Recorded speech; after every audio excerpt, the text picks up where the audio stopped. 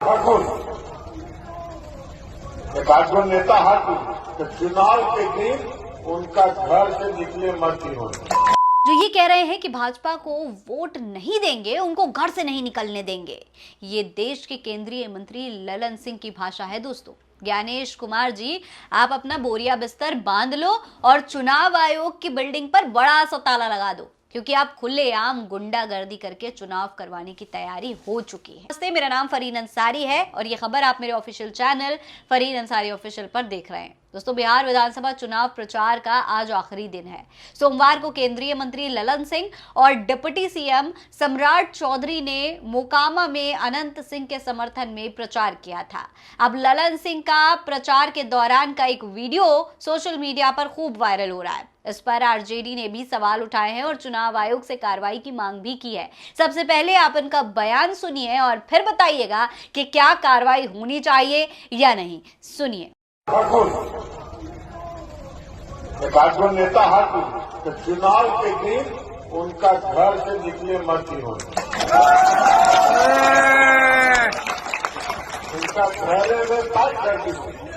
आप बहुत अगर हाथ जोड़ दो तो कहियो कि तू चला हमनी के साथ अपन वोट गिरावा हवा के घर में।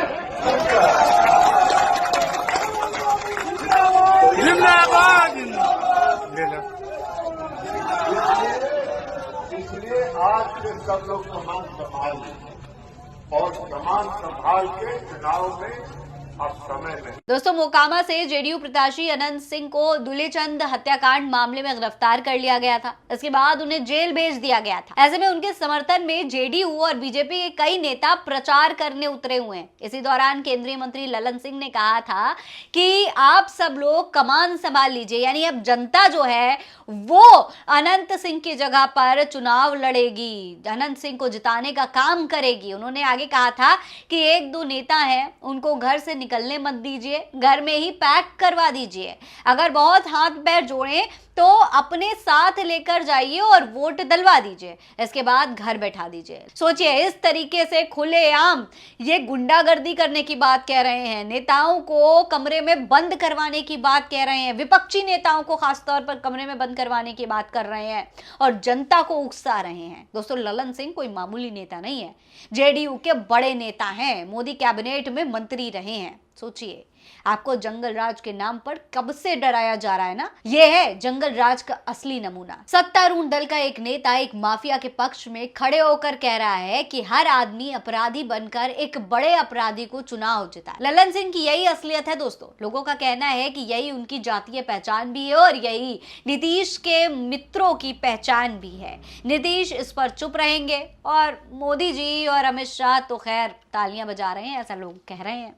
ललन सिंह के इस बयान पर ही कई तरीके के सवाल खड़े किए जा रहे हैं। तमाम राजनीतिक दलों की तरफ से कार्रवाई की मांग भी हो रही है और चुनाव आयोग को खासतौर पर इस पर टारगेट किया जा रहा है। कांग्रेस ने इस मामले पर लिखा है कि मोदी सरकार के मंत्री ललन सिंह का कहना है कि जो लोग बीजेपी जेडीयू के खिलाफ वोट करने वाले हैं, चुनाव के दिन उन्हें घर से निकलने मत दो।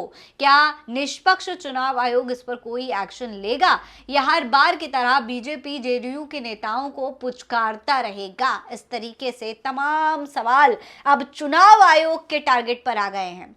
आरजेडी ने लिखा है कि केंद्रीय मंत्री ललन सिंह चुनाव आयोग की छाती पर बुलडोजर चढ़ाते हुए कह रहे हैं कि गरीबों को वोटिंग के दिन घर से निकलने नहीं देंगे, घर में बंद कर देना है। अगर ज्यादा हाथ पैर जोड़ेगा तो अपने साथ ले जाकर वोट गिरवा देना है। कहां है मरा हुआ चुनाव आयोग? इस तरीके से ट्वीट किया गया है। वहीं दोस्तों, इस वीडियो को देखने के बाद आपको एहसास तो हो ही गया होगा कि राहुल गांधी क्यों बार बार वोट चोरी की बात कर रहे थे। ललन सिंह जैसी सामान्य सोच वाला व्यक्ति स्वस्थ समाज के लिए दोस्तों अभिशाप है। ये लोग फिर से 90 के दशक वाला बिहार बनाना चाहते हैं। बाकी आप समझदार हैं। इस पर आपकी क्या राय है कमेंट बॉक्स में लिखकर हमें जरूर बताइएगा। अब चुनाव आयोग इस पर क्या एक्शन लेगा ये देखना भी बेहद जरूरी है। फिलहाल इस पूरे मामले पर अपनी राय कमेंट बॉक्स में लिखकर बताएं। जय हिंद, जय भारत।